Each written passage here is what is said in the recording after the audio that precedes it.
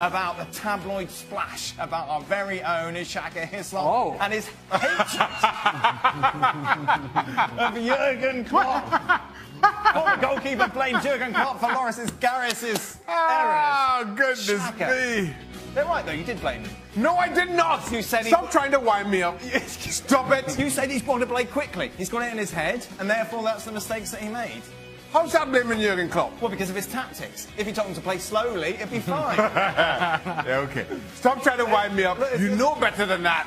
It says it here. Yeah, that's It must be true. So what percentage of blame do you put at Klopp's door? 0. But you said it was his tactics. No, I did not. You did. The tactics are fine. Right. Karius made a mess of it. The tactics were fine. If there was a different coach, Karius would have made that mistake. There was a different coach, Karius wouldn't be playing. Why not? So it's Klopp's fault again for picking him? Probably that's where it all You're anti-Klopp start, Shaka. It's unbelievable. See? You got really angry there, Shaq. I'm going to get myself some tickets to see the Yard Goats. Get there and strangle you. Right. In the Yard Goats Stadium. Raf wrote a book on Klopp. Hey, Oh, did he? Yeah, Raf wrote, there you go. See, look at him. Not happy with you, Shaka, as well. Calling for him to be sacked. Okay. Hey, you really get aggressive. I know, he's getting very angry in his old age. It's the grey hairs.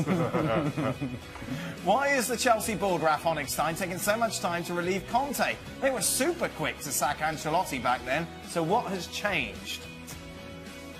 Yeah, it's a really interesting question. I can think of a couple of reasons. One might have to do with Roman Abramovich, the Chelsea owner, being a little bit preoccupied at the moment, well-documented visa issues, and perhaps not quite in the mood to fire a coach and have discussions about a successor. The other more pragmatic and maybe more banal reason is that Chelsea want to first get the next guy in and maybe leave themselves the possibility open of sticking with him if they cannot get a suitable replacement. I think the negotiation with Sarri are still going on.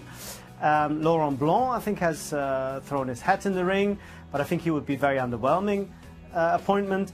And Chelsea still think that despite all the drama and quite difficult relationship that he has, Conte, with the board and also with the players, he still might not be the worst option to stick with him for another year. So I just think they want to keep that possibility just on the table for a little bit longer until they have somebody else lined up. Meanwhile, sticking with coaches, Sid, on a scale of 1 to 10, how good a fit is Unai Emery for Arsenal? Right, well, it depends what Arsenal want, and obviously I'm not someone who follows a lot of Arsenal, but one thing is for sure, Unai Emery will do a lot of the work that simply has not happened at Arsenal in recent years. Some of the tactical work, some of the intensity, some of the forcing players to do rather more than just occasionally pass the ball quite nicely. So in that sense, he fits very well. Obviously, how easy it is to impose this on players when the communication is more difficult, when the culture has been what it has, that would be my doubt. You asked for a 1 to 10, I guess we're looking at a 7 or an 8. Oh, it's high. Wow. There you go. Arsenal going to win the Premier League. Raf keeps coughing. Raf keeps coughing. That's what I said, according to the Mirror. Yeah, that's what I mean. Players you think should have been in their national teams for Russia 2018 but were left behind? Nangolan. Rabiot. Raf? I would have liked to see Mario Götze simply for romantic reasons. I think it's quite harsh that he didn't make the cut. You're such a romantic. Hey, Raf is a romantic. When I think romance, I think Raf. Yeah. I met Raf for the first time. And how was that? No, he's one of those journalists that seems quite normal. Oh. Not geeky like some others. I'm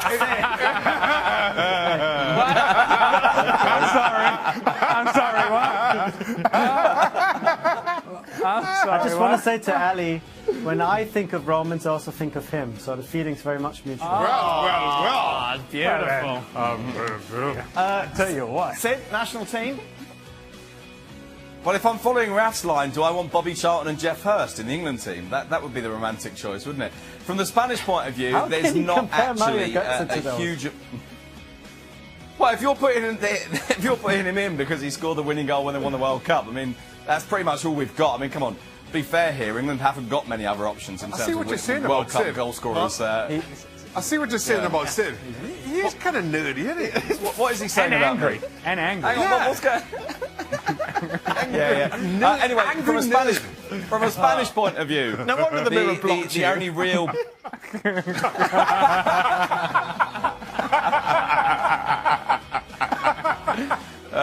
me, best thing that ever happened to me. Right. Right. Oh, here we go. We didn't get an answer. We didn't get an Do you want an answer. answer? It's an answer. Go on, I've switched off. The only one really that's missing from the Spain squad, I suppose, in terms of a big name, is Morata. Ah, yeah. Right, here we go. Mourinho is portrayed as finished despite winning 2 trophies and finishing second, but Klopp is praised for losing finals and get 4th back-to-back. Klopp now spent 300 plus million, so when does he have to win the league or challenge for the trophy? Well, he did just play Champions League final. Is that not challenging for a trophy? Well, according to Edgo Get Gareth, Well, I'm a Manchester United fan. well, I can see where the things are coming from there. But Shaka, you were saying that Manchester United had a better season than Liverpool, didn't you? Oh. How are you feeling about that? Is this one of those things where you have to be stubborn about? No, I'm cool with it. So why are Liverpool ahead of United in your power rankings? They had a better couple of weeks. Better couple of weeks. Shaq. There's so many holes in your explanations. Last season. That is it. Shaq, just offer the easy answer. You don't need a couple of weeks. They got to the Champions League final. Man United didn't. I mean, that's very simple, isn't it? Yes, but Thank you, angry nerd. But Thank you. he said that United had a better season than Liverpool. Well, he doesn't know what he's saying. I know he doesn't. You're right about that. More of this nonsense tomorrow. Be sure to join us. Just a reminder, we are with you. I'm not coming tomorrow. Why I'm not? staying home tomorrow. Yes. Why is that? I had enough abuse today. We are on 7 days a week. Shaka's still somehow is only working 4. Or 3. Or 3. Maybe I'm coming tomorrow just for that. I'm coming back. No, tomorrow. you're not. No, you're I not. know. You are. That was a lie. We've got Yes, phone you calls to make.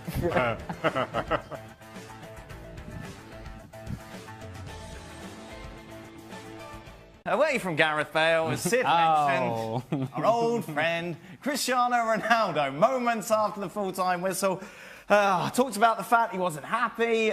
More quotes coming from him, Sid, saying it's not about money, it's about broken promises. What's going on?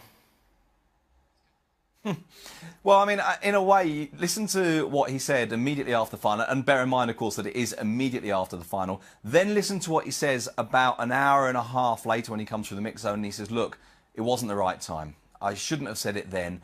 But when you bottle something up, when you keep it inside, when you keep it inside, and you keep it inside, and when you're an honest person and you speak from the heart, things end up coming out. It wasn't the right time that they come out. In other words, what he's doing, of course, is confirming to us that this sense that he has of not being fully valued, this sense that he has of not having the status perhaps that he would like or the backing that he would like, that's been coming for a very long time, and we've known this, which is why we've had these kind of things before. But here comes the next bit. Listen to that, listen to what he says an hour and a half later, and then listen to what's said in the meantime by the president, Florentino Perez. And he says, we hear this kind of thing every year, and then nothing happens. Now, in terms of a kind of a slap down, that's about as significant as they get. And Florentino Perez also saying, I'm very pleased for Cristiano Ronaldo, who has 5 European Cups, the same number as me. And I think in that, you see, if you like, the staging of the distance between these two men. Now, that's not to say this necessarily means he goes, because again, it's very difficult to make happen. Again, you've got two people who are in a position of, if you like, pride more than anything else, keeping them kind of apart. But they both know, I think, fundamentally, that they kind of need each other. Now, at some stage, Real Madrid are going to need to confront the construction of a post-Ronaldo era. It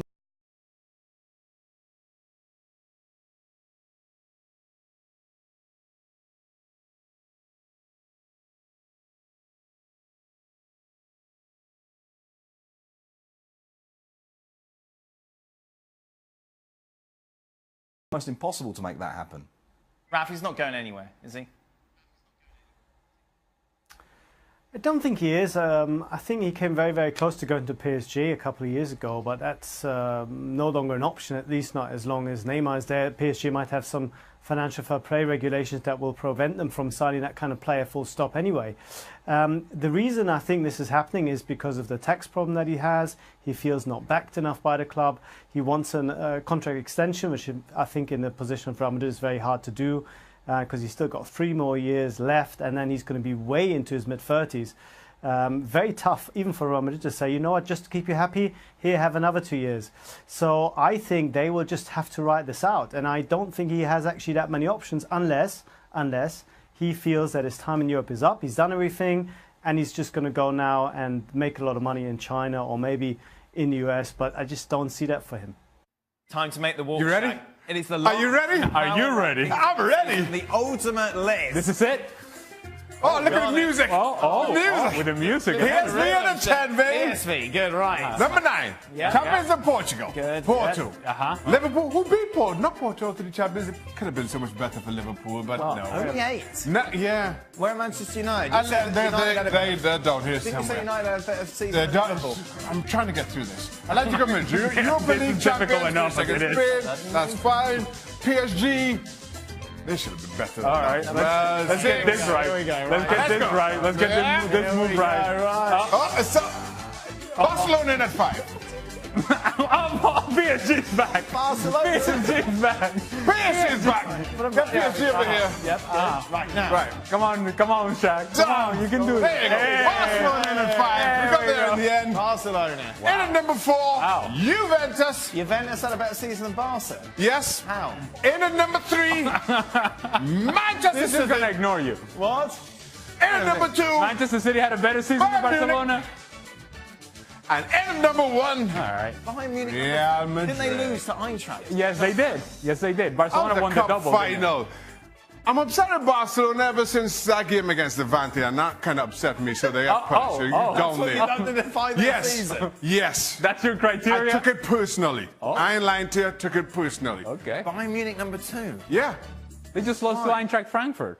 In the cup final, they won the league, Champions League semi-finals. Don't get Caribbean, baby.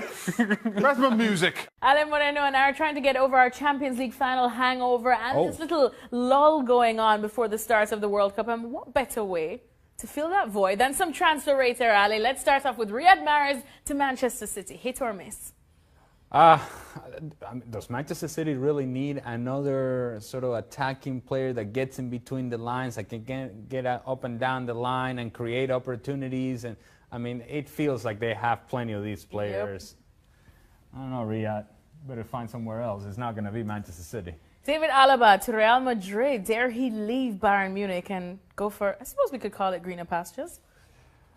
One of the better players in Real Madrid over the last few seasons has been Marcelo. He seems really important to what they do now. He's not a true defender. He's a guy that gives you more of an outlet in the attacking half. I don't think Marcelo's going anywhere, and if Alaba wants to play, it's not going to be at Real Madrid. You're not playing over Marcelo, I'll tell you that much. So another big old miss. Now Wolves, remember them? They are back in the Premier League, so you know that means reinforcements. Andres Silva at AC Milan, could they go for this youngster? You're saying we're having a lull? This is officially a lull. This is what we're talking about, Wolves. We're talking Andres Silva. Who? To Wolves. What? What? It's exciting times. He got promoted. Yes, for Wolves fan, and that's it. Now, I don't even know. I'm going to go with a miss, but I got to be honest with you. It's a miss that they're included in the transfer radar. Come on now. All right, let's move on and now to this one. Lichtsteiner to Arsenal. It's a new era at Arsenal, so could he be one of the first couple signings? I just don't see what you gain in having Lichtsteiner. It's a guy that's getting up there in age. He may be transferring out of Juventus simply because he's not getting the playing time that he would want at Juventus. Limited time at Juventus, getting older. I don't feel that Arsenal really gains much from getting Lichtsteiner. Oh my, tough crowd today. All misses. Let's go to this one. Now you know it's a lull when the Balotelli rumors start floating around again. It's a lull when Andres Silva to Wolves pops up. It is, but the Balotelli rumors as well. Balotelli to Napoli. Now, with Balotelli coming back into the national team And scoring. and people get excited, and they like the hairstyle, and everything is beautiful, and his skill, and his ability, and everything that he brings, yes, it opens the door to say, hey, maybe we need Mario in our team. Maybe Mario can help us. There's a lot of teams that have said that in the past, and they've had difficulties handling Mario Balotelli. It's just which Mario do you get? Yeah, well, good Mario is very good. Good luck getting that guy. However, Napoli is the sort of team that does like attacking players. So why not? Mario Balotelli, back to Serie A. Yes, sir. We have, well, you know what they say, there's no place like home, I suppose. Thank you so much, Ale Moreno. Where's Andres Silva? We're going to keep talking about Andres Silva, and I'm sure this is going to pop up again, and we'll see if it does indeed happen. In the meantime, keep it right here at ESPN. Sid, this is what Gareth Bale, of course, had to say after the match, and it's made the headlines around the world. Talking about his future, he said, I need to be playing week in, week out, and that hasn't happened this season for one reason or another. I need to sit down in the summer and discuss it with my agent and go from there. Sid, how have these quotes gone down in Spain, first off? Well, I think in truth that this has been understood by most people, that you're talking about a player who has certainly been built up in the past as a potential Ballon d'Or winner, one of the very best players in the world, a player who then comes on and scores that kind of goal in the European Cup final, of course scored in the previous European Cup final as well in Lisbon, scored in the Copa del Rey final, that incredible goal against Barcelona, and hasn't been playing. Up until the final, in all of the knockout rounds of the Champions League, he'd only played, I think it was 99 minutes. He only started 3 games in the entire Champions League this season. So I think there was a sense that while maybe the moment wasn't the best, that this could be understood, that this kind of made a little bit of sense, even to the extent that Zidane himself said after the game, I understand how Gareth feels. Now, of course, the problem for him is that there are lots of other very good players around in the team. There are lots of other players who played really quite well this season, and he hasn't always outperformed them. But from his point of view, as he rightly says, I think he needs to be playing week in, week out. And in that sense, I don't think this caused a big scandal, certainly not compared to what Cristiano Ronaldo said. We'll talk about Ronaldo in a moment, but just sticking with Bale, Sid, how do you see this resolving itself over the summer? Is he gone? No, because it's very difficult to resolve this. You know, this is one of those situations, and I think this happens quite often with the very, very highest end players, that you have a player who is in a position in which it's very difficult to find a club to pay the kind of transfer fee that Real Madrid would accept, to pay the kind of wages that he would want and that he would genuinely be interested in going to, and of course that would then be interested in him. That's not an easy set of criteria to meet. You then have a situation which is beyond all the kind of the financial implications. You also have a club who has to not allow itself to be seen to be either giving in or to be losing out in any way. And so I think it's very, very difficult to make this happen. To find a satisfactory exit strategy for everyone is really, really not easy. Now, Bale's not happy. The fact that he said this publicly, of course, makes it more likely, because no one can kind of back out now and say this can't happen and no, it's fine and everybody's happy, because we now publicly know that Gareth isn't, which of course I think we all knew for a while anyway. The difficulty is getting it done. Now, I think what will happen next is that there will be significant conversations between Gareth Bale's agent and Real Madrid, and the first step of those conversations won't be, we want an exit. The first step will be, you have to guarantee that this guy is going to play. Now, of course, for a president to guarantee that brings with it all sorts of difficulties in terms of the coach's position and in terms of the player's position as well. As I mentioned, Raf Honig signed with us as well. Of course, Raf, earlier in the year, he was linked to Bayern Munich at one stage. Is there any chance we can see Bale leaving in the summer? It would have to be the kind of sweetheart deal that Real offered to Bayern when it came to James Rodriguez, who was in a similar situation, and Bayern managed to pick him up for relatively little money, if Real Madrid are that desperate.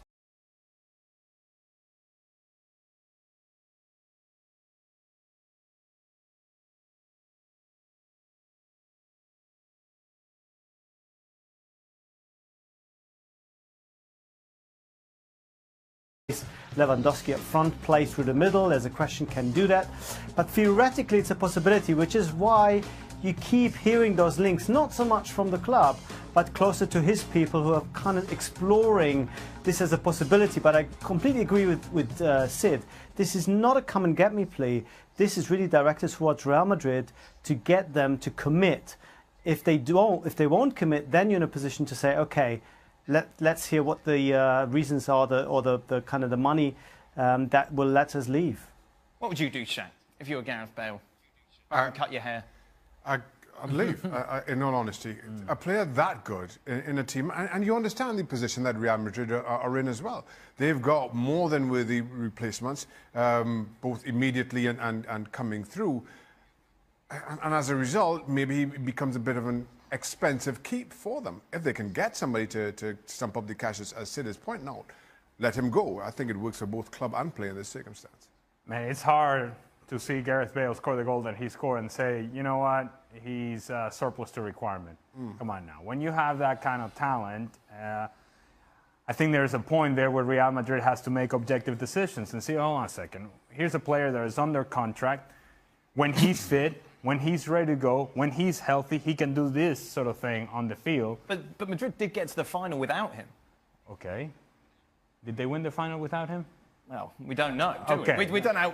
You can't say that Gareth Bale is the reason that Real Madrid won the Champions League solely, can you? No, but he scored the game winner, didn't he? He certainly did, of course he did. Okay, and it was a special goal, right? I'm not denying that. Okay, and so? But there's no... it's all hypothetical, obviously.